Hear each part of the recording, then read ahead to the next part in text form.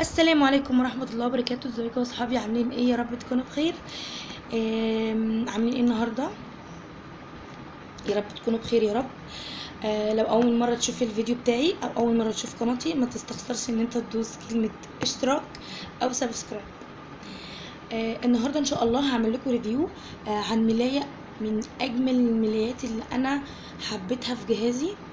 هي جميلة جدا جدا جدا ولونها اصلا مفاجأة، وصعب ان انتي تلاقي اللون بتاعها، ان مفيش عروسة بتجيب اللون ده اصلا يعني. وبابا اعترض معايا اصلا على اللون، قال لي ازاي انتي عروسة تجيبي اللون ده. الملاية الماركة بتاعتها اسمها سلمى اهي، عشان لو حد عاوز يجيبها. هي بالشكل ده، العلبة بتاعتها كده فيها ورد، مش عارفة باين ولا لا. هي جميلة قوي، يلا بقى نشوفها مع بعض. بسم الله. يا بنات، تحفة تحفة تحفة. انا بعشق اللون الاسود، يعني كل لبسي لازم يكون فيه اللون الاسود، جميل جدا جدا جدا. اهي، هي بالشكل ده، انتوا شايفين كده تمام. فيها استرسات الماس زي كده اهي تمام. اهي هلفها كده عشان تشوفوها بوضوح. جميله قوي. انا اول ما شفتها يعني عجبتني وقلت انا لازم اجيبها بالشكل ده.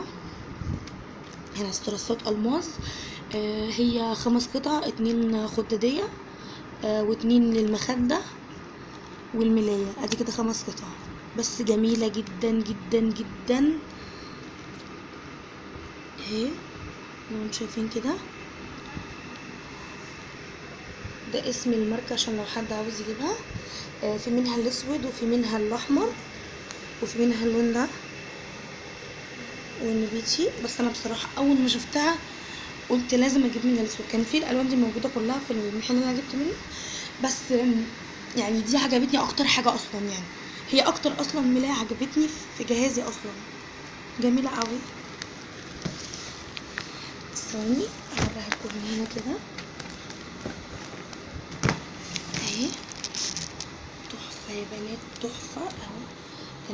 ده الاستراس بتاعها اللي على الملايه، ونفس الاستراس الموجود على الخداديات، فجميل جدا وهم يعني. تلمع كده جميله، اسمها سلمى جروب تمام.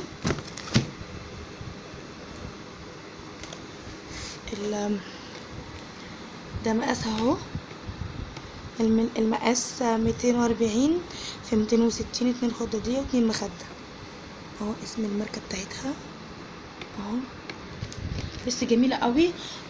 والملمس بتاعها برضو جميل جدا. انا حبيت اعملها في ريفيو لوحدها او في فيديو لوحده يعني. انا شايفه بصراحه ان هي تحفه يعني. ما لو عجبتكم قولوا لي بقى رايكم في الكومنتات.